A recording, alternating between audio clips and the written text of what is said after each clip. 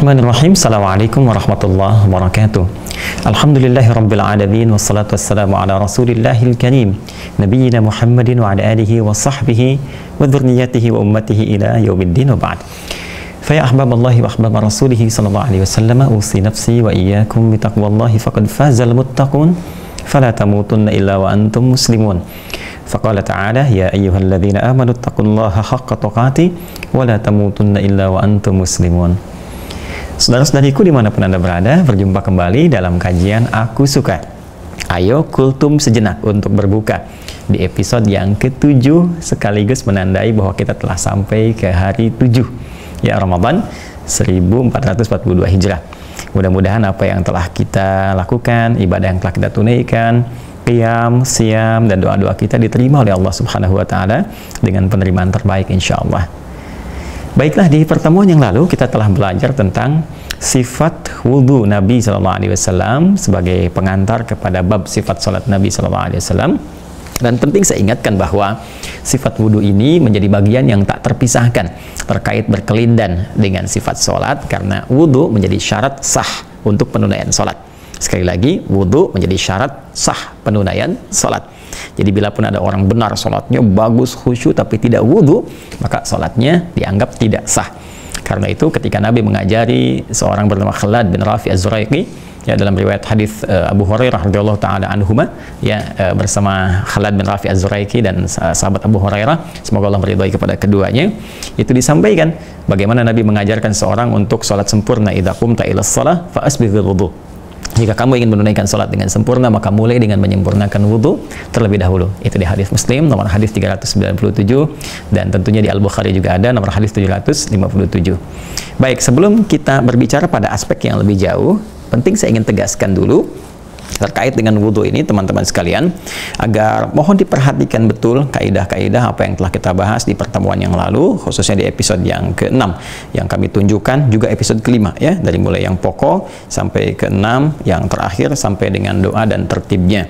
Ya, karena ini apa yang digambarkan oleh Nabi Sallallahu Alaihi Wasallam dan juga diteruskan kepada kita oleh sahabat Utsman bin Affan khususnya radhiyallahu taala anhu. Ya, kalau kita lacak di beberapa kitab-kitab hadis itu masya Allah detailnya disempurnakan. Ini karena kita bukan kajian kitab, jadi kita sampaikan umum. Ya, saya ingin beri contoh. Coba admin tolong dibawakan kitab hadis yang Sunan Abu Daud aja. Sunan Abu Daud, ya, itu lebih lengkap. Nah itu, Bismillah. Nah ya, jazakallah khair. Nah teman-teman misalnya bisa dibuka Sunan Abu Daud ya. Jadi saya beri rumus cepat gini, kalau kita ingin melihat detail referensi terkait dengan praktek ibadah fikih secara fikih, nah, maka referensi yang kita bisa lacak hadis-hadis dari Nabi, kita bisa lacak di kitab Sunan ya. Jadi kalau kitab Sunan itu memang kitab hadis yang urutannya spesifik disusun berdasarkan bab fikih. Jadi kitab Thaharah dan terus urutan fikih. Nah ini yang umum ya, yang saya tidak berikan syarah, jadi nanti ada versi yang asli, ini hadis semua, ada yang syarah, ya, syarah Abu Daud. Termasuk itu ada ulama besar kita yang mensyarah Sunan Abu Daud ini, ada Syekh Yasin Al-Padangi, itu ulama besar, masya Allah. Beliau mensyarah juga Sunan Abu Daud ya, dan berbentuk manuskrip. Sekarang masih ada di Saudi Arabia ya, saya pernah dapat konfirmasi itu masih terdapat di museum ya Mekah kalau tidak keliru. Itu ada catatan historical manuskrip dari syarah Abu Daud karya Syekh Yasin Al-Padangi ya. Semoga Allah muliakan beliau, muliakan kita semua, dan lahir ulama-ulama baru penerus apa yang telah beliau sampaikan kepada umat insya Allah. Nah ini di halaman 22 saya yakin ya, halaman 22, nah ini sebelah kanan bawah, nah ini betul ya, halaman 22, ini babnya, bab yang ke-50, bab sifat wudu'in Nabi Sallallahu Alaihi Wasallam ya, bab sifat wudu'in Nabi Sallallahu Alaihi Wasallam. Jadi di sini diterangkan bagaimana sifat wudunya Nabi Sallallahu Alaihi Wasallam yang disampaikan oleh sahabat Utsman bin Affan radhiyallahu taala anhu, dan ini telah saya terangkan ya. Bahkan kalau teman-teman baca ini bagian tentang wudhu ini, nanti kami terangkan di sini yang telah kita ulas ini sama persis, baik yang sekali-sekali, dua kali, tiga kali dari basuhan atau usapan, sampai dengan apa yang telah kita tuntaskan ini ya, diantara sifatnya. Nah ini kalau kita kerjakan, nggak main-main ya teman-teman sekalian. Kalau kita kerjakan, ini saya bacakan bagian hadisnya ya. Bismillahirrahmanirrahim. Qala haddatsana Al-Hasan ibn Ali Al-Hulwani haddatsana Abdul Razzaq akhbarana Ma'mar 'an Az-Zuhri 'an Atha ibn Yazid Al-Laythi an Humran ibn Aban maula Uthman ibn Affan ya qala ra'aitu Uthman ibn Affan tawadda'a fa afragha 'ala yadayhi thalathan fa ghasalahuma thumma tamadmad wastanthar thumma ghasala wajhahu thalathan.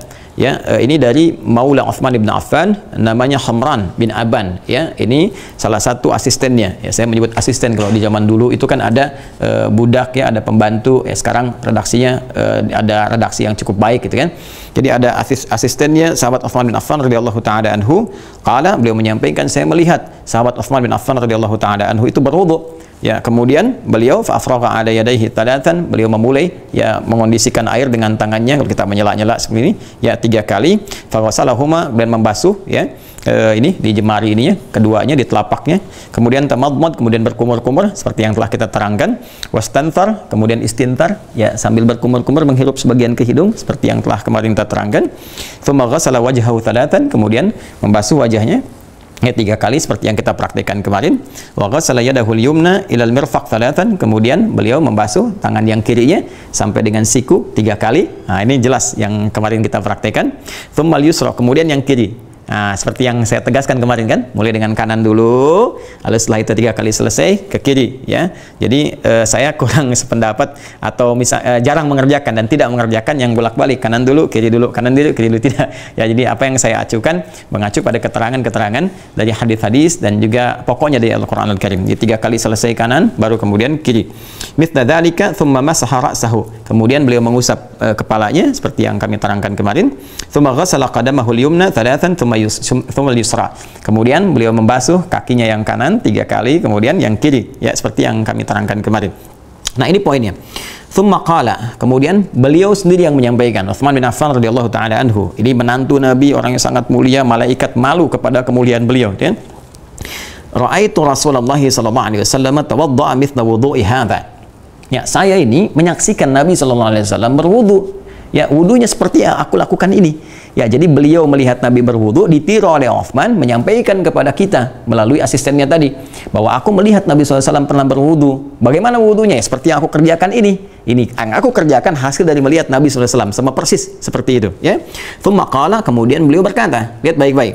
Man tawadda'a mithla wudu'i hadza. Ya, kata Nabi SAW, beliau bersabda, siapa yang berwudu seperti wuduku ini, ya, thumma shalla rak'ataini, kemudian dia menunaikan salat 2 rakaat, la yuhadditsu fihi ma nafsahu, dan dalam menunaikan salat itu dia khusyuk, dia tunaikan ya, tidak kemana-mana, tidak berbicara kepada dirinya sendiri tentang berbagai hal yang di luar salat dan seterusnya.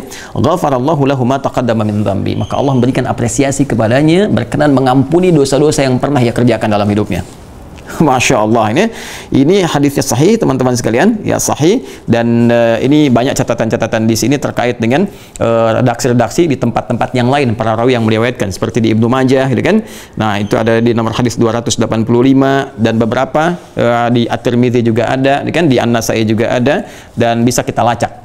Ya, termasuk di Al-Bukhari. Ini ya, disebutkan juga di Al-Bukhari. Ya, nomor hadis 160, 164. Di sini cukup bagus. Jadi dikaitkan juga referensi-referensi terkait ya yang mungkin didapatkan di hadis-hadis lain. Nah, jadi saya ingin katakan teman-teman sekalian, ini wudu itu bukan perkara sembarangan. Ya, jadi kebersihan fisik, kebersihan jiwa itu begitu diapresiasi ya oleh Nabi Shallallahu alaihi wasallam. Dan diberikan sesuatu yang terindah oleh Allah Subhanahu wa taala. Jadi ternyata ya dampak dari wudu itu yang membersihkan keadaan diri kita, menyucikan keadaan jiwa kita, sehingga dengan keadaan bersih ini orang elok memandang kita, enak kita dalam berinteraksi. Kemudian dari bersihnya jiwa ini menjadikan keadaan diri kita itu bisa menampilkan hal-hal mulia dalam kehidupan. Kan saya pernah katakan di pertemuan lalu, ya, wudu itu proses dari takhalli, menepikan hal-hal yang kotor, membuang yang kotor dari proses taubat itu kan. Kemudian setelah itu tahalli, menghiasi dengan yang baik-baik, ya, berjanji untuk meninggalkan yang buruk-buruk, kemudian mengisi dengan yang baik-baik. Lalu tajalli, menampakkan hasil wudu itu dalam aktivitas kehidupan kita. Nah, ini dihargai betul. Begitu Anda menunaikan wudu selesai, kemudian kata Nabi SAW, Anda sholat 2 rakaat. Ini 2 rakaat ini apa saja umum sifatnya. Ya, bisa tahiyatul masjid misalnya, atau kalau nggak sedang di masjid, Anda di rumah wudu, kemudian sholat duha misalnya 2 rakaat, atau bahkan menyengaja sholat wudu. Sholat wudu itu sholat yang ditunaikan setelah berwudu. Ya, ini umum seperti tahiyatul masjid.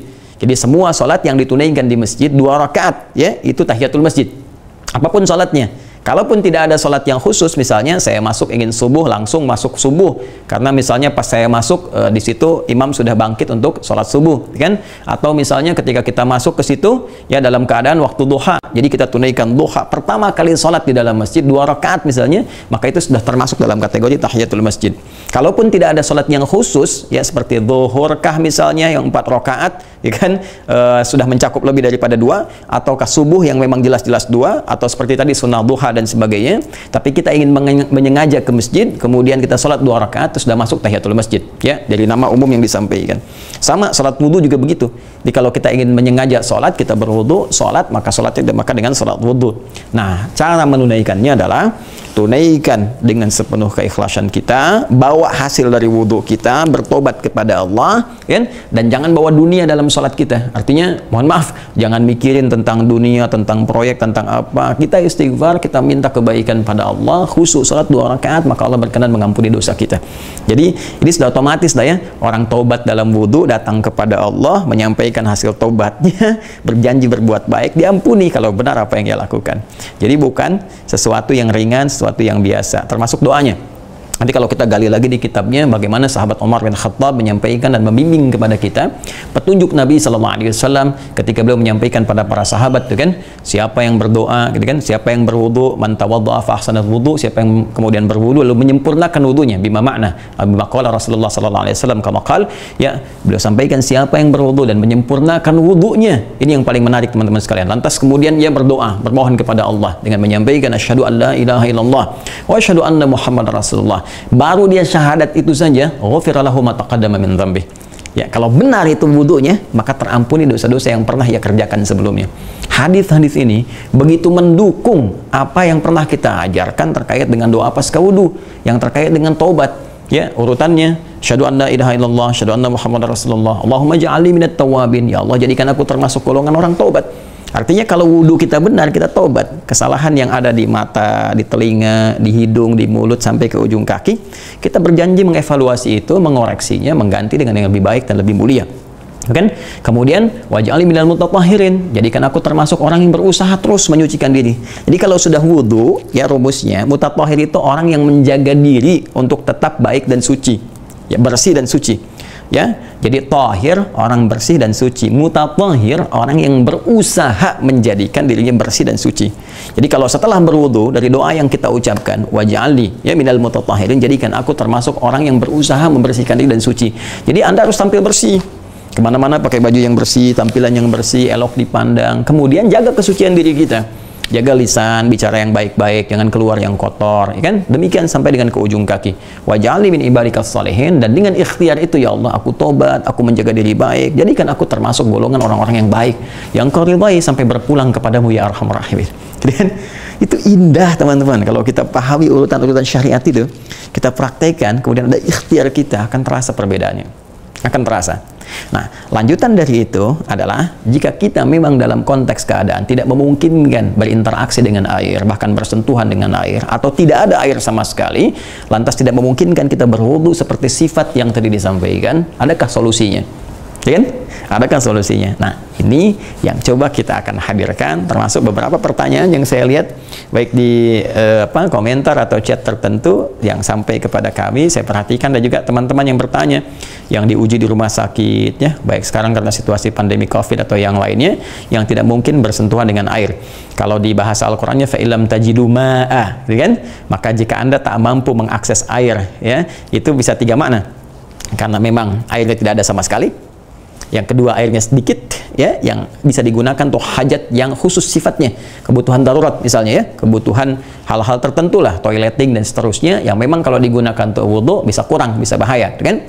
Kemudian yang ketiga, ya, airnya banyak, melimpah ada, cuma secara medis ada kondisi tertentu yang tidak memungkinkan kita bersentuhan dengan air.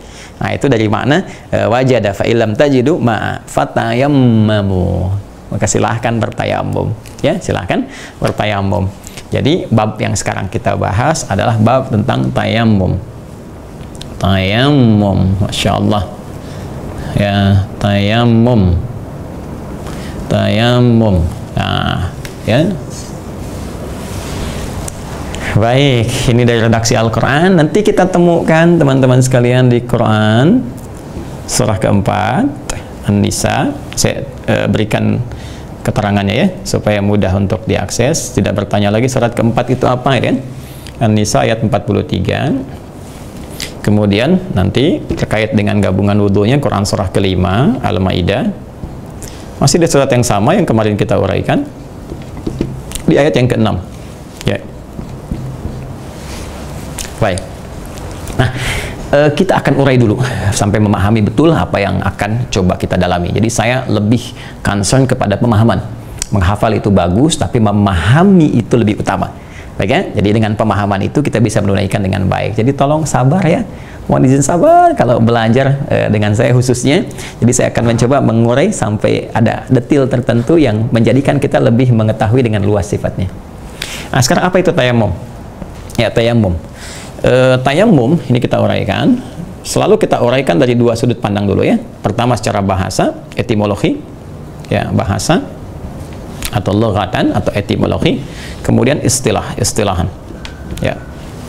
Jadi secara bahasa itu adalah pemaknaan suatu kata dalam konteks kebahasaan secara umum yang bisa mengandung arti luas ya. Seperti di bahasa Indonesia sering kali saya misalnya ilustrasikan dengan kata bisa. Bisa itu kan maknanya luas ya, bisa itu dapat, mampu, bisa jadi juga berarti racun kalau kita arahkan misalnya kepada hewan tertentu yang punya bisa, itu awas, bisa ularnya berbahaya ya kan. Nah, itu racun yang dimaksudkan itu kan. Saya bisa mengerjakan itu, mampu, dapat ya. Ular itu bisa mengeluarkan bisa ya. Bisa yang pertama dengan yang kedua bisa beda, jadi secara kebahasaan bisa luas. Nah, oleh karena itu secara bahasa tayamum itu bisa diartikan dengan al-qasdu ya, al-qasdu atau at-tawajjuh, menuju pada sesuatu ya. Asal kata tayamum ya, itu secara bahasa itu berarti al-qasdu atau at-tawajjuh, menuju untuk mengerjakan sesuatu ya. Al-qasdu ini sebenarnya banyak diwakili dalam kata-kata bahasa Arab, cuman apa namanya, diksinya itu, ungkapan katanya itu punya penekanan berbeda-beda. Jadi di bahasa Arab itu menarik ya, ada kaidah ziyadatul mabna tadullu ala ziyadatil ma'na. Jadi perbedaan satu harokat saja itu bisa menjadikan artinya tidak sama, apalagi kata yang berbeda. Misalnya al-hajju, haji itu juga secara bahasa mengandung arti al-qasdu, cuman penekanannya itu berbeda dengan kalimat ini. Misalnya at-tayammum, kalau haji, al-hajju fil lughatan al-qasdu ya, haji itu secara bahasa menuju, mengarah gitu kan. Mengarah apa maksudnya? Ini terambil dari kata hajjah, seakar juga dari kata hajjah ya. Al-hajju itu punya akar kata. Kalau kita turunkan lebih dalam lagi secara fikih logoh, nanti akan ada hybrid ya dari kata hajjah, suatu yang kebutuhan. Jadi kenapa haji disebut haji? Karena kita akan menuju satu ritual yang seluruh hikmahnya menjadi kebutuhan dalam hidup kita. Itu maknanya. Jadi kalau Anda kemana mau haji, artinya Anda akan mengerjakan suatu ibadah yang besar, yang semua isinya itu punya hikmah untuk kebutuhan hidup kita. Kita butuh itu. Ya, apa hikmah di balik tawaf? Apa hikmah kita di balik wukuf di Arafah? Apa hikmah lontar jamarat? Itu ada maknanya. Bukan sembarangan Anda datang jauh-jauh, ya sudah keluar uang banyak, tenaga, mental, pikiran, macam-macam, tapi nggak dapat isinya, rugi Anda. Secara fikih benar. Ya, secara fikih benar, alhamdulillah kewajiban selesai, tapi makna yang tidak kita dapatkan dalam kehidupan menjadikan kita nggak mendapatkan hasil keistimewaan yang bisa kita dapatkan bahkan saat di dunia. Nah, at-tayammum teman-teman sekalian, ini juga menuju mengerjakan sesuatu untuk menyempurnakan satu hal. Ya, untuk menyempurnakan satu hal. Tayammama ya tayammamu tayammuman, gitu kan? Menuju mengerjakan pada sesuatu untuk menyempurnakan satu hal. Nah, ini menarik kan kalau kita gali. Makanya kenapa disebut dengan tayamum? Karena asalnya, pokoknya kita berwudu menggunakan air, ya kan? Tapi airnya itu nggak bisa diakses karena nggak ada kah, karena sedikit kah, karena ketidakmampuan kita bersentuhan dengan air. Maka kita harus sempurnakan proses wudu ini, walaupun air tidak ada. Maka bagaimana caranya? Adalah yang disebut dengan tayammum. Fa illam tajidu ma'a dan fatayammamu. Kalau kamu nggak dapatkan air untuk mengakses wudu itu, maka sempurnakanlah maksud kamu untuk bertaharah itu. Nah, itu maksudnya. Sempurnakan tujuan kamu untuk menyucikan diri itu, untuk membersihkan keadaan diri itu dengan menunaikan tayammum. Begini caranya. Ya, paham sampai sini? Nah, ini kalau sudah mengerti, kita bisa paham, ya, kita bisa memahami. Makanya di sini secara istilah nanti, kalau sudah istilah maksudnya dalam terminologi apa kata itu akan dipahami, dibawa kemana gitu kan? Seperti tadi kata bisa menurut bahasa banyak, tapi menurut istilah apa? Istilah dunia hewan misalnya, maka yang dimaksudkan racun, gitu kan? Istilah dalam kebahasaan dalam konteks kemampuan, maka yang dimaksudkan adalah dapat, mampu, ya, dan seterusnya. Nah, ini tayamum ini mau dibawa kemana nih pemaknaannya? Karena ini bisa maksud menyempurnakan sesuatu, 1, 2, 3, mungkin banyak hal, tapi kita bawa dalam istilah syariat, istilah fikih, ya, istilah fikih. Makanya teman-teman ini penting sekali ya, syariat ini sudah batasan, ya, sudah ada batasannya. Jadi nggak bisa semua dilekatkan kata syariat di sini. Kalau kita tarik berarti dalam pengertian pandangan Islam, ya, mindanya, ya, world view-nya itu sudah world view Islam, Islamic world view. Jadi sudah cara pandangnya dalam keislaman yang bersumber kepada Al-Quran, hadis-hadis Nabi Sallallahu Alaihi Wasallam. Jadi kalau sudah ada melekat syariatnya, kadang-kadang dilekatkan kata syariat ini, ya, misal dengan kata syar'i misalnya, yaknya nisbah ke situ, jilbab syar'i, kan, jilbabnya ini berdasar ketentuan syariat, bagaimana syariat memberikan pandangan kepada kita untuk menggunakan jilbab, ya, misalnya koperasi syariah, ya, bank syariah, ini kan, bagaimana syariah memberikan petunjuk untuk mengelola keuangan, ya, misalnya dengan sistem bank, dengan sistem koperasi. Tapi nggak semua juga familiar bisa menggunakan kata syariat. Ya, misalnya pingpong syariah. Gimana pingpong syariah itu ya? Kalau servis pakai bismillah. Ya, kalau nyemes masuk alhamdulillah, nyemes astagfirullah. Nah, itu terlalu berlebihan ya. Terlalu berlebihan. Nah, tidak harus seperti itu juga ya. Nah, jadi ini menurut pandangan syariat tayamum itu adalah, ya kan, al-qasdu bisti'mali as-sa'id at-tayyibi badalan 'anil wudu' bi ahkamin makhsusatin muayyanatin. Paham? Tidak. Yuk kita jelaskan. Baik, lihat baik-baik. Ya, al-qasdu adalah upaya atau maksud untuk menyempurnakan, ya, sesuatu hal, dalam konteks ini wudu tadi yang dimaksudkan, bisti'mali as-sa'id at-tayyibi, dengan menggunakan debu yang bersih, ya, debu yang bersih atau melekat di tempat yang bersih dan suci. Jadi kalimat as-sa'id at-tayyib, ya, isti'mal al-qasdu bi isti'mal as-sa'id at-tayyib, kan? Nah, as-sa'id at-tayyib itu terambil nanti dari Al-Quran surah keempat An-Nisa ayat 43. Ya sa'idan tayyiban, ya sa'idan tayyiban famsahu biwujuhikum, ya kan? Kemudian wa aidikum. Jadi teman-teman sekalian, pertama redaksi as-sa'id, sa'id ini debu, ya, ingat debu ya. Nah, bukan tanah ya, kalau tanah turab. Ya, jadi tayamum bukan tanah, bawa tanah misalnya tempelin, bukan.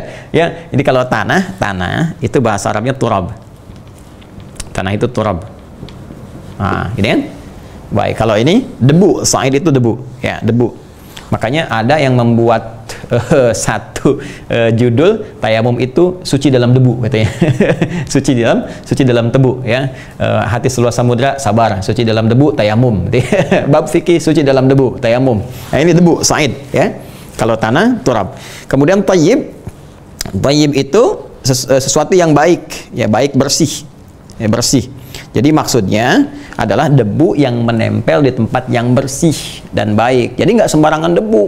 Wah, saya ingin bukti tayamum saya ini sempurna, terlihat sunnahnya lebih mantap lagi, tiba-tiba knalpot bisa ditempelin. Nah, itu berlebihan, Joni. Jadi bukan di situ tempatnya, cari tempat yang baik, ya, tempat yang bersih. Kan debu itu hikmahnya, teman-teman. Bagaimana Al-Quran memberikan dengan sangat indah sekali, ya, gambaran kepada kita. Yang namanya debu pasti melekat di setiap tempat. Setiap tempat. Kalau tanah kan sifatnya terbatas, kan? Ya, tapi debu itu menempel di setiap tempat, terbawa oleh angin, kan? Bergerak kemudian nempel, bahkan Anda nyuci gelas disimpan ini sudah ada debunya lagi.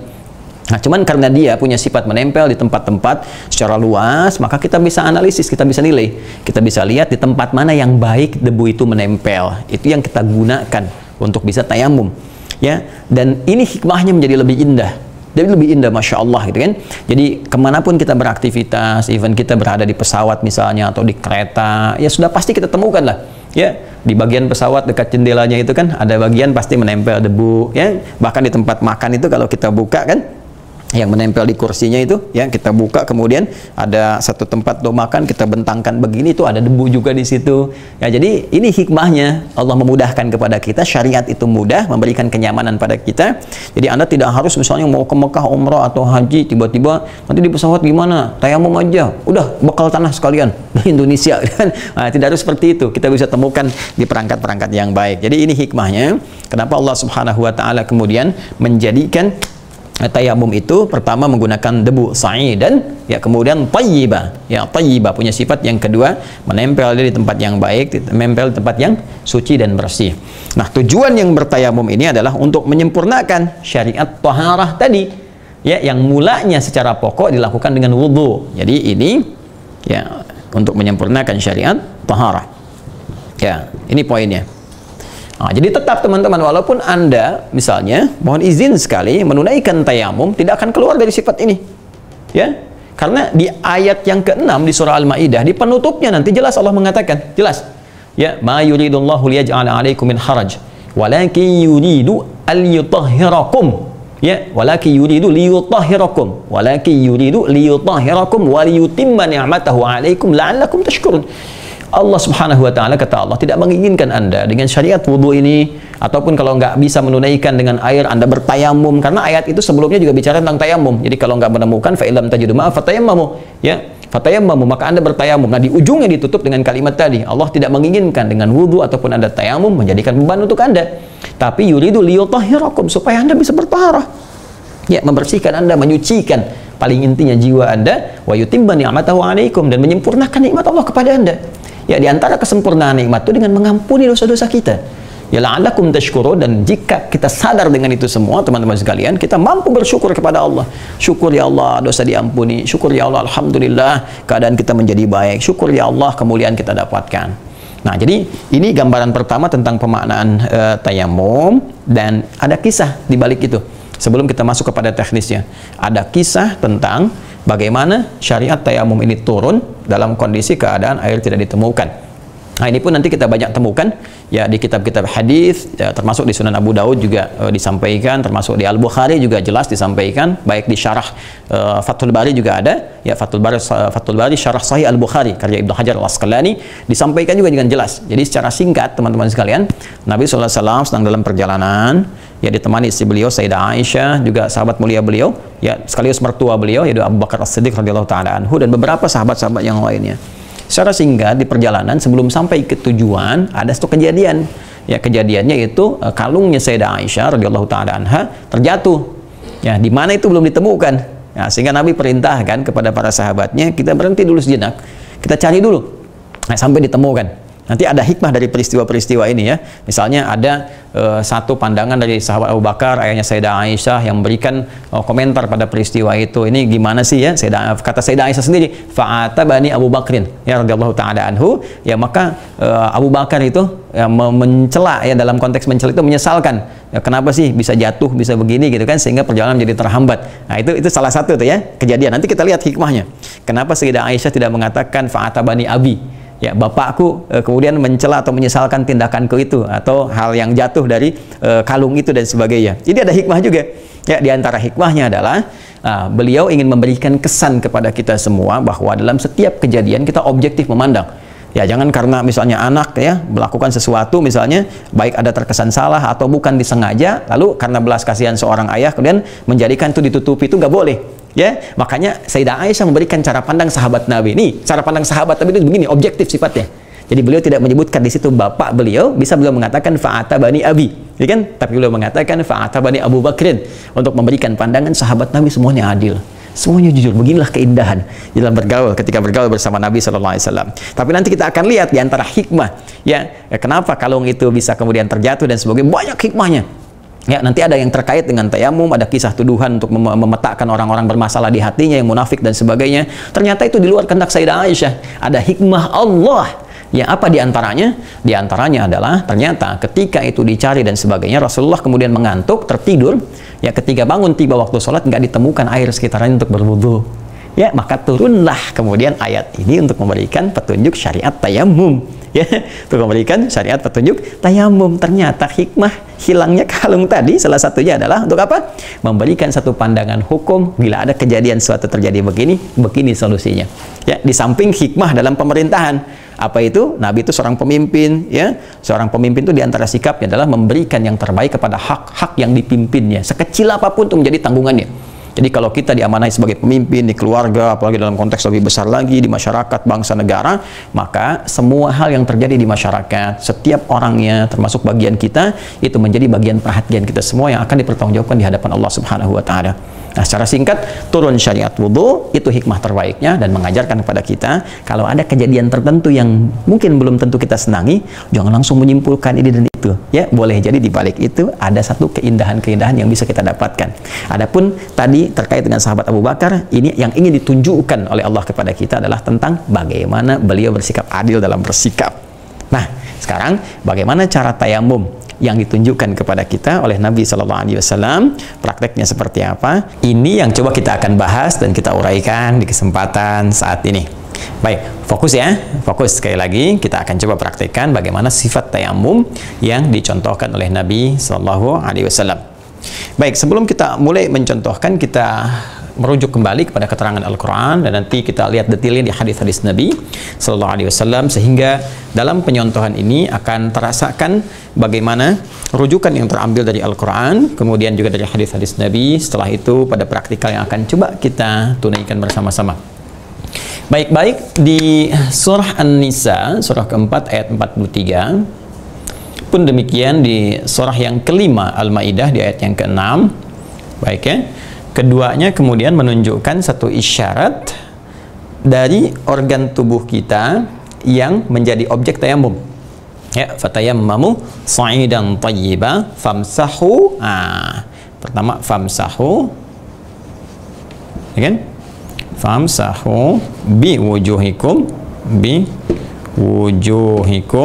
kan? Ya. Wa aidikum. Ya. Yang di An-Nisa sampai ke sini wa aidikum, kemudian yang di Al-Maidah, ada minhu-nya untuk penegasan. Minhu untuk penegasan ke sa'id tayyib, yaitu ke debu yang bersih, ya. Bi wujuhikum wa aidikum, ya. Harusnya ruk'ah nggak pakai harakat, tapi untuk memudahkan kita harakati. Kemudian di Al-Maidah, yang Al-Maidah, kan? Yang di ayat yang ke-6 ada penegasan dengan merujuk kepada sa'id tayyib, sa'idan tayyiba, yaitu debu yang bersih yang kita gunakan untuk tayamum. Baik, dalam konteks bertayamum ini teman-teman sekalian, maka dari 4 pokok, ya, yang kita basuh dan atau usap saat kita berwudu itu, baik dari wajah, kemudian tangan sampai siku, mengusap kepala, kaki sampai dengan 2 mata kaki, hanya 2 saja yang digunakan dalam tayamum. Dan ini masya Allah keindahan dalam Islam. Setiap rukhsah itu selalu memberikan keringanan. Dan kalau ringan itu artinya nggak sama dengan yang pokok, kan? Ya, misalnya saya ambil contoh begini. Sholat fardu nih zuhur 4, ya kan? Asar misalnya kan 4 kita tunaikan. Lalu kita dalam kondisi tertentu, ya, misalnya saya nih dari Bekasi pengen ke Bandung, macet tuh kan dan sebagainya, dari zuhur mau berangkat, tiba kemudian diprediksi ini boleh jadi nyampenya maghrib nih. Ya, jadi asar agak kesulitan. Maka di kilometer tertentu, misal kita ambil kilometer 57 misalnya, ya, kita mampir ke masjid, sholat, kita tunaikan jamaah dan qasar. Ya, qasar itu kan keringanan kita, rukhsah kita kan, karena kondisi yang berat itu, ya, yang memungkinkan sampai ke Bandung nggak bisa menunaikan sholat asar, kita kemudian mendapatkan rukhsah, keringanan berupa qasar, pengurangan, ya, pengurangan dari yang pokok, yang tadinya pokoknya 4 ditunaikan menjadi 2. Ya, pun demikian, coba lihat, ya, dalam wudhu ada 4 yang pokok kan? Ya, dari yang wajah, kemudian tangan sampai siku, kepala dan kedua mata kaki, ya, kaki sampai kedua mata kaki, ya. Nah, coba lihat, ada 4 kan? 1, 2, 3, 4 kaki sampai kedua mata kaki. Dari 4 ini, ketika kita mendapatkan rukhsah keringanan karena tidak mendapati akses dengan air atau interaksi kita sulit dengan air, maka tayamumnya pun mendapatkan rukhsah jadi 2. Ya, dari 4 jadi 2. Apa itu? Biwujuhikum, wajah. Nah, jadi untuk tayamum, 1 wajah, ya, yang diusap nanti. Yang kedua kemudian tangan, ya wa aidikum, tangan. Nah, jadi dari yang tadinya 4, wajah, tangan sampai siku, kemudian kepala, lalu kaki sampai kedua mata kaki, sekarang menjadikan ringan kepada kita untuk tayamum, diringankan cukup wajah dengan tangan saja. Paham ya? Nah, jadi yang sekarang kita akan gunakan tayamum adalah cukup 2, ya, yaitu bagian wajah, kemudian tangan. Nah, untuk bisa bertayamum, maka mesti ada bagian yang kita gunakan sebagai perangkat tayamum itu. Ya, apa itu? Kita tuliskan lagi redaksi Al-Qur'annya, sa'idan thayyiban. Nah, seperti ini ya. Sa'idan thayyiban. Nah, ini debu yang melekat atau menempel di tempat yang bersih, ya kan? Baik. Nah, kurang lebih demikian. Karena itu ketika di sini di Al-Maidah ayat yang ke-6, ya, famsahu biwujuhikum wa aidikum minhu, hu-nya larinya ke sini, ya, kata gantinya ke sa'id thayyib. Jadi kalau kita nanti ingin bertayamum, ya, kata Allah Subhanahu wa taala langsung disampaikan, famsahu, maka usaplah dengan minhu, dari ini sa'idan thayyiban, dari debu yang bersih itu yang kita gunakan untuk tayamum, itu 2 bagian saja, wajah dan tangan. Baik, sekarang kita lihat prakteknya dalam uraian hadis-hadis Nabi Sallallahu Alaihi Wasallam yang kita bisa lancak. Referensi kita banyak di kitab-kitab hadis, ya, dan di antara kitab-kitab itu ada sebagian yang bisa kita akses. Kita ambil yang tadi saja, misalnya di Sunan Abu Daud, ya. Nah, ini kita kembalikan dulu. Bismillah. Ini saking pentingnya tayamum, kaget sampai jatuh tuh penghapus sama spidol. Ya, kembali ya, kita coba kaji di Sunan Abu Daud. Di sini saya kalau mengaji untuk yang terkait fikih, ya, misalnya tadi tentang sifat wudhu atau taharah secara umum, atau kemudian juga setelah itu ada bab sholat dan seterusnya, maka kitab sunan itu akan lebih spesifik. Ya, kitab sunan lebih spesifik. Di antara kitab sunan yang setidaknya bisa memberikan referensi baik bagi kita, yaitu Sunan Abu Daud. Nanti ada juga yang lain, Sunan Nasai, Sunan Tirmidzi dan sebagainya. Sunan Abu Daud ini yang coba kita bisa akses. Bismillah, tayamum 52 kalau nggak salah halamannya. Nomor 52, babnya kalau nggak keliru 1, 2, 3. Gampang ngapalinya tuh. Bab 123, 1, 2, 3. Nah, kanan atas kalau nggak keliru. Bismillah. Halaman 52. Ah, benar. Benar ya? Ini ya teman-teman sekalian ya. Halaman 52 di kanan atas. Ini babnya, bab 1, 2, 3. 123. Babut tayammumi, di bab tentang tayamum. Hadis nomor 317. Baik ya? Nah, ini dibuka dengan kisah dulu yang tadi telah saya sampaikan. Kisah awalnya bagaimana tayamum itu disyariatkan dari mulai perjalanan Nabi tadi yang telah saya uraikan, dan Sayyidah Aisyah kehilangan kalungnya, ada yang menyebut liontinnya gitu kan. Kemudian setelah itu dicari, Nabi SAW kemudian istirahat, kemudian tertidur, dan ketika bangun tiba waktu salat mencari air, sulit mengaksesnya, lalu turunlah kemudian syariat tayamum itu. Nah, pada hadis ini kita akan perhatikan teman-teman sekalian beberapa gambaran untuk bisa menggunakan tayamum ini sesuai dengan petunjuk Nabi Sallallahu Alaihi Wasallam. Sebelumnya, penting saya uraikan kepada teman-teman sekalian, ketika Al-Quran memberikan gambaran kita untuk praktek tayamum, maka diksi yang digunakan adalah masaha, famsahu. Masih ingat ya, dalam bab wudu yang pernah saya terangkan, di ayat yang sama, ayat yang ke-6 surah Al-Maidah, ketika Allah meminta kita membasuh wajah dalam wudu kan pakai ghussalah, ya, kepala kan pakai masaha. Jadi saya tidak perlu terangkan lagi tentang masaha. Jadi artinya di situ mengusap, ya, mengusap bukan membasuh. Nah, ini saya ingin tunjukkan betapa detilnya ya diksi Al-Quran ini. Kalau bukan firman Allah, mustahil begini, mustahil ya. Kalau redaksinya fagsilu wujuhakum, tuh ambil debunya yang banyak, kumpulkan sehingga masanya banyak, tumpahkan di wajah. Tapi karena masaha ini mengusap, berarti nggak banyak kadar debu yang didapatkan, dan seperti apa prakteknya bisa kita kemudian dapati. Nah, di hadis ini ada banyak variasi, nanti secara umum saya sampaikan kepada teman-teman bagaimana caranya, tapi kita ingin ambil dulu ya beberapa redaksinya. Baik, kita lihat misalnya. Qala haddatsana Ahmad bin Shalih haddatsana Abdullah bin Wahab akhbarani Yunus an Ibnu Syihab an Ubaidillah bin Abdullah bin Utbah haddatsahu an Ammar bin Yasir. Nah, ini Ammar bin Yasir ini yang paling utama meriwayatkan hadis tentang tayammum, dan nanti versi-versi setelah itu banyak sampai kepada kita ya untuk kemudahan-kemudahan dalam bertayammum. Kemudian annahu kana yuhadditsu annahum tamassahu wa hum ma'a Rasulillah sallallahu alaihi wasallam. Beliau menyampaikan informasi bahwa beliau pernah bertayamum ya, dan bagaimana dipraktikkan pada saat itu mengusap ya mengusap dalam tayamum sebagai pengganti wudhu ketika mereka bersama Rasulullah sallallahu alaihi wasallam bis-sa'idi dengan menggunakan debu ya yang bersih tadi li salatil fajri ya untuk menunaikan salat subuh ya salat fajar. Baik, jadi Ammar bin Yasir menyampaikan informasi, beliau pernah bersama beberapa sahabat Nabi Shallallahu Alaihi Wasallam ketika akan menunaikan salat fajar, salat subuh, kemudian bertayamum, ya, dan mengusap dengan bagian debu yang bersih, yang baik, bagian-bagian anggota yang akan diusap dalam tayamum itu. Fadarabu bi'akuffihimus sa'ida. Ini maka yang pertama, darabu itu menepukkan, ya. Daraba yadribu itu maknanya luas ya, awas hati-hati. Jangan selalu diartikan memukul. Hati-hati. Daraba itu bisa memberi contoh. Ya daraballahu mathala innallaha la yastahi ay yadriba mathala. Ya Quran surah kedua Al-Baqarah ayat ke-26 misalnya. Allah tidak akan merasa sungkan untuk memberikan contoh kepada kalian yang menegaskan keesaannya, kekuatannya, keagungannya, walaupun yang diberikan contoh adalah misalnya tentang penciptaan nyamuk yang walaupun sekecil itu pun pasti ada manfaat dan hikmah di balik itu semua. Jadi daraba itu memberi contoh. Ya daraba itu bisa berarti memukul yang ringan, ya menepuk juga bisa. Nah, ini penting ya saya sampaikan karena nanti ada beberapa yang belum memahami detail bahasa Arab, jadi agak terlalu sembarangan ya, saya katakan dalam tanda petik, mohon maaf, sembarangan dalam memaknai sesuatu.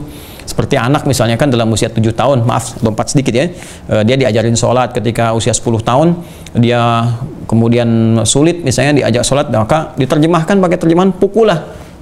Padahal fadribu di situ bisa berarti bukan berarti dipukul dengan konteks pukul, tidak. Ya bisa berarti memberi pelajaran, memberi contoh kepada dia yang membuat dia mengerti. Ya, dan memberi pelajaran contoh itu bisa luas. Ya, tahan uang sakunya, ya tahan dari makanan kesayangannya, bisa begitu contohnya. Ya, atau dengan yang ringan ditepuk, nggak boleh begitu, ayo sholat. Nanti kalau nggak sholat, nah uang jajannya memang kurangi. Kok uang jajannya memang kurangi? Karena uang itu kan dari Allah yang kasih. Sekarang kita harus berterima kasih. Kalau adik nggak berterima kasih sama Allah, pasti Allah kurangi nanti rezekinya. Bagaimana? Nah, gitu caranya. Bukan berarti mana sapu. Tidak begitu ya. Jadi pemaknaan kepada syariat itu penting. Jadi belajar itu meluaskan wawasan kita. Ya, termasuk nanti di kasusnya misalnya surah An-Nisa ya, pembahasan dalam kasus konteks ini pembahasan. Ada kasus perbedaan pendapat suami dengan istri gitu kan. Diidentifikasi salah satu pasangan bertindak sesuatu yang tidak pantas kan. Maka apa yang terjadi nanti di Quran surah keempat An-Nisa ayat 34 ada banyak hal fa'idhuhunna gitu kan. Wahjuruhunna fil madaji' wadribuhunna. Nah, itu di situ jangan diartikan mukul macam-macam dalam konteks yang kekerasan sehingga masuk KDRT gitu kan. Kekerasan dalam rumah tangga, bukan itu poinnya ya, membuat dia mengerti, kasih pelajaran, kasih contoh, tahan uang belanjanya, pisahkan dulu supaya dia mengerti ya. Kalaupun terpaksa misalnya harus memberi pelajaran sampai dia paham ya, menepuk begini sampai kan. Makanya para ulama mengartikan darbul khafif ya, ghairu mujrih ya, satu teguran, tepukan yang ringan yang tidak melukai ya, jadi bukan mubarrah, jadi sesuatu yang melukai gitu ya. Itu ya apa namanya yang harus kita garis bawahi. Nah, kesini teman-teman sekalian kita terjemahkan apa namanya fadarabu bi'akufihim, maka mereka memulai tayamum itu dengan menepukkan telapak tangannya. Jadi ini yang digunakan ini pertama. Ya, ini yang kita gunakan. Nah, kemana kita tepuknya? Ke tempat yang bersih tadi. Ya, bisa jadi misalnya ini di sini ada apa, tembok kan, kita bisa lihat ya, bisa ke tembok. Nah, kita tunjukkan. Bismillah, izin saya simpan ini begini. Kemudian saya tepukkan misalnya, gini ya, teman-teman sekalian. Nah, gini. Ya. Nah, jadi lihat ini bersih ya, bersih. Yang ini kan, kalau ini kan kotor tuh, ada tulisan walaupun ini ada debu ya, tapi nggak harus dipaksakan. Saya begini, nanti begitu ditempelkan ke tempatnya, ke wajah misalkan jadi apa tuh bahasa Italinya, cemong ya. Cemong kotor ya. Jadi ini ya teman-teman sekalian, bismillah. Jadi begini ya. Nah, ini fadarabu bi'akufi, maka mereka menepukkan dengan telapaknya seperti ini ya. Teruskan dulu hadisnya ya, teruskan dulu, nanti baru kita lanjutkan. Jadi supaya keterangan kita mengacu kepada hadisnya. Bismillah, teruskan teman-teman sekalian. Fadarabu bi'akufihim as-sa'ida thumma masahu wujuhahum mashatan wahidah. Kemudian setelah itu, setelah tadi ditepukkan tadi sekali ya. Nah, itu kemudian diusapkan ke bagian wajahnya, sekali usapan, sekali usapan. Nah, ini redaksi yang pertama ya, ingat ya. Jadi riwayat yang pertama itu tempelkan tempat yang bersih, baik, kemudian diusapkan sekali usapan. Biasa seperti biasa kita membasuh yang berwudu, tapi ini sifatnya jadi mengusap ya. Jadi cukup diambil. Karena gosala membasuh kan tumpahkan air. Kalau ini cukup begini, tempelkan lalu usapkan ke bagian wajah kita. Sekali usapan saja, ya, seperti ini. Ya, sudah selesai. Ya. Baik. Ini saya gambarkan kayak yang tidak ada jenggot jadi ke sini ya. Baik, jelas ya? Baik, ini bagian pertama. Satu, ya. Nah, nanti ada redaksi lagi teman-teman sekalian. Bagian yang keduanya, sebelum diusapkan ditiup dulu. Ya, ditiup tuh ada redaksinya di sini teman-teman sekalian. Nomor hadis 324 ya. Haddatsana Muhammad bin Bashar, haddatsana Muhammad ya'ni Ibn Ja'far, akhbarana Syu'bah an Salamah an Dharnin an Ibni Abdurrahman ibn Abza an abihi an Ammar. Ya, hadhihi al-qissah فقال إنما كان يكفيك وضرب النبي صلى الله عليه وسلم بيده إلى الأرض ثم نفخ فيها. Jadi di versi riwayat yang lain adalah Nabi Shallallahu Alaihi Wasallam pernah menyontohkan menepukkan kemudian ya ke tanah ya atau tempat yang baik suci seperti tadi kita misalnya. Kemudian sebelum diusapkan ditiup dulu. Wa nafakha fiha. Jadi ya. Nah, ini bukan apa-apa ya. Maksudnya ini bisa kita kondisikan. Ini boleh kita ambil begini walaupun informasi yang sama tapi ada dua keadaan yang berbeda. Boleh jadi informasi ini menunjukkan beberapa keadaan. Bisa jadi yang pertama debunya sudah halus, baik, itu kan tidak ditempelkan di tempat biasa, sehingga tidak ada hal-hal yang sifatnya keras yang menempel. Ya, beda kan kalau kita di tembok, kemudian di tanah walaupun bersih. Ya, kadang-kadang misalnya kita temukan di padang pasir atau tanah biasa, kan ada yang bagian kerasnya nempel misalnya kan. Nah, boleh jadi tujuannya untuk membersihkan dulu, ya, atau untuk menghilangkan dulu yang keras-keras yang ditiupkan. Ya, sehingga tersisa yang halusnya tinggal diusapkan kepada bagian wajah. Jadi ini nggak perlu dipertentangkan, ya ini yang benar begini, yang ini bid'ah. Tidak, bukan ada kaitan bid'ah atau bukan. Ini kaitannya dengan wawasan dan informasi yang sampai kepada kita. Jadi kalau yang kita tempelkan misalnya cukup baik, ya nggak ada macam-macamnya, nggak ada yang keras-kerasnya, atau nggak ada misalnya warna tertentu yang melekat sehingga bisa mencoreng kepada wajah tertentu, ya maka ini bisa langsung tepukan, kemudian langsung usapkan. Jelas ya? Kemudian setelah itu ada juga kita bisa tempelkan, ya, bisa tiupkan dulu, ya. Setelah itu baru kita usapkan seperti ini. Mashatan wahidah, sekali usapan. Ya, di sini wajar teman-teman sekalian diskusi itu termasuk di kitab hadis juga di Sunan Abu Daud. Beberapa riwayat karena menerima dari yang pertama tanpa menepuk, tanpa meniup ya, tanpa meniup. Ada juga yang mengatakan di sini, misalnya kita contohkan di sini ada kalimat tanpa meniupkan, gitu kan? Nah ini illa annahu qala lam yanfukh ya di nomor hadis 326 kan an Husain an Abi Malik qala sami'tu Ammar yakhtubu bi mithlihi illa annahu qala lam yanfukh. Jadi keterangan dari Abi Malik ketika menerima dari Ammar ya Ammar mengatakan tidak meniup ya, tapi di beberapa kesempatan yang lain mengatakan ya wa dzakara Husain ibnu Muhammad ibnu Syu'bah anil Hakam fi hadzal hadits qala daraba bi kaffaihi ila al-ardi wa nafakha. Ya, dan meniupkan. Nah, ini kadang-kadang begini.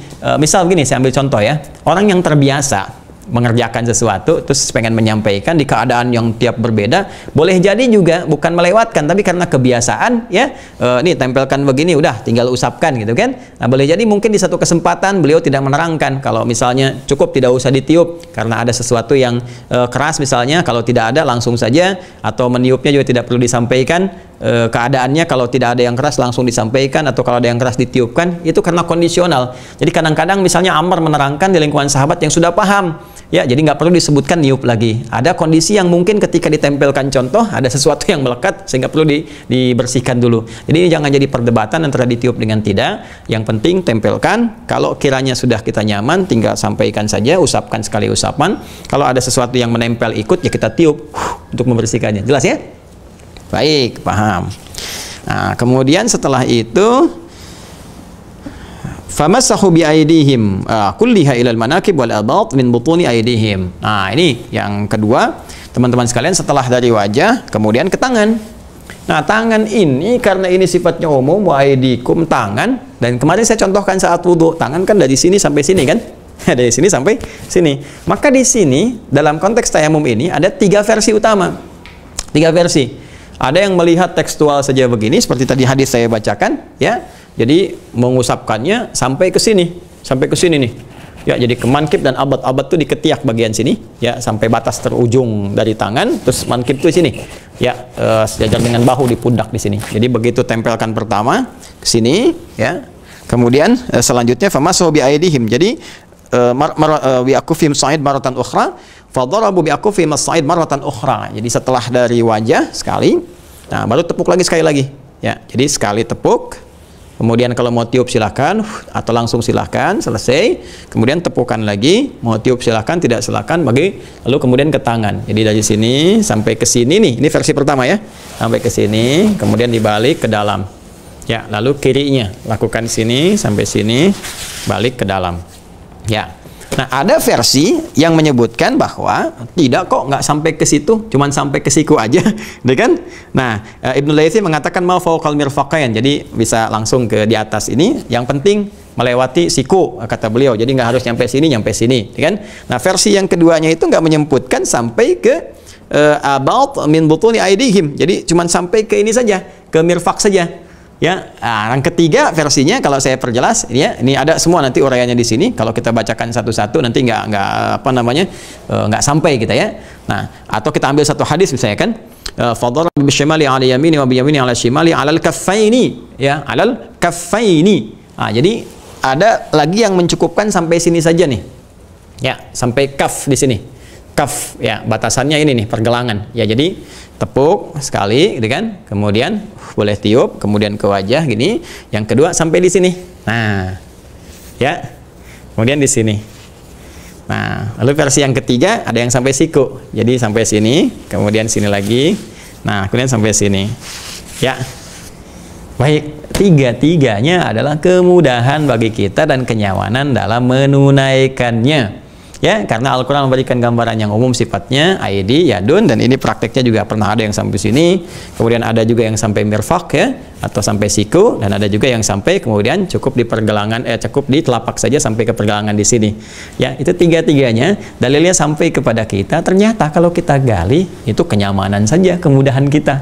Ya, misalnya orang yang pakai bajunya lengan pendek, ya, lengan pendek misalnya sampai di sini kan, taruhlah, ya dia bisa gunakan sampai sini, ya kan? Nah, atau yang pakai lengan panjang kayak saya misalnya seperti ini, kalau menyulitkan dibuka semua cukup sampai sini juga, ya. Baik, atau akhwat misalnya kan dalam keadaan sedang bepergian dan sebagainya di kereta dan sebagainya, oh kalau harus semuanya gini nggak memungkinkan, kan aurat terbuka, ya, pada umumnya cukup tepukan wajah, kemudian telapak kan di sini kan, ya kan? Ya, aurat perempuan kan yang boleh terbuka wajah dengan telapak kan. Jadi teman-teman bisa tinggal membasuh ini saja begini, kemudian seperti ini. Ah, itulah kemudahannya. Jelas ya? Jangan lupa sifatnya taharah.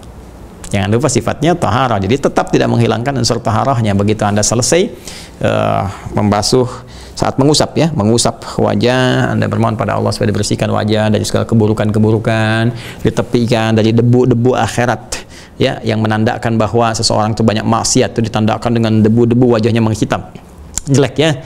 Fa ammal ladzina swaddat wujuhuhum akafartum, ya, ba'da imanikum. Adapun orang yang menghitam kena debu-debu kotoran dosa, di akhirat nanti ditanya oleh Allah, kenapa jadi menghitam? Karena kamu kufur, ya, kamu banyak berbuat maksiat, ya. Kita berdoa pada Allah, ya Allah, hindarkan kekotoran di wajah kami di hari kiamat dari dosa-dosa, ya Allah, dari keburukan, ya Allah, jadikan tangan yang baik dan sebagainya, ya, dan seterusnya.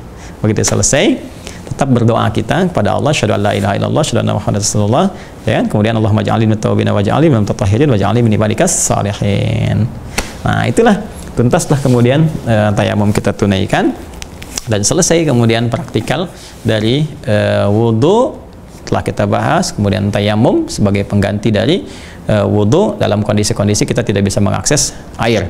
Ya, cuma kalau lagi tayamum tiba-tiba airnya ada, terus kita bisa mengakses air, tidak ada aspek-aspek yang lain, maka batal tayamum, gunakan untuk wudu, ya.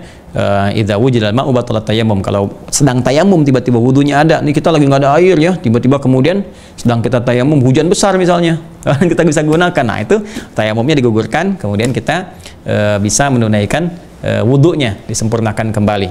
Gimana kasusnya kalau saya sudah tayamum sholat, Ustadz, tiba-tiba ditemukan air misalnya, maka kita bisa cukupkan pada sholat yang telah kita tunaikan dalam kondisi yang tadi, ya, dalam kondisi yang tadi yang kita sudah selesai, maka itu sah untuk kita lakukan. Saya kira demikian teman-teman sekalian untuk pelajaran kita di hari ini. Semoga memberikan manfaat pada kita semua. Semoga kita bisa belajar dengan meningkatkan wawasan lebih baik dan meningkatkan kualitas ibadah kita di hadapan Allah Subhanahu wa taala. Terima kasih atas segala perhatiannya. Semoga Allah menerima seluruh ibadah kita sampai hari ke-7 di bulan Ramadan ini, dan semoga rahmat Allah kita raih bersama. Allahumma taqabbal minna innaka antas sami'un alim wa tub 'alaina innaka antat tawwabur rahim. Rabbana atina fid dunya hasanah wa fil akhirati hasanah wa qina adzabannar. Wa sallallahu alaihi sayyidina Muhammad wa ala alihi wa sahbihi ajma'in walhamdulillahi rabbil alamin. Assalamualaikum warahmatullahi wabarakatuh.